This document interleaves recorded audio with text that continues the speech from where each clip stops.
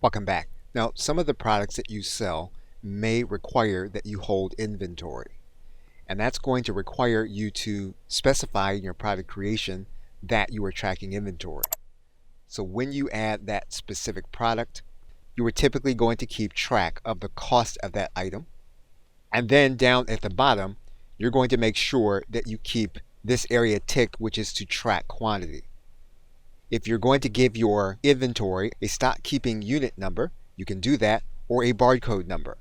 You'll then save your product. This product is in draft status. What we're going to do now is head over to the inventory section. And you'll notice now that we've created an inventory item. We can state how many of this particular kind of inventory is available, and then click Save.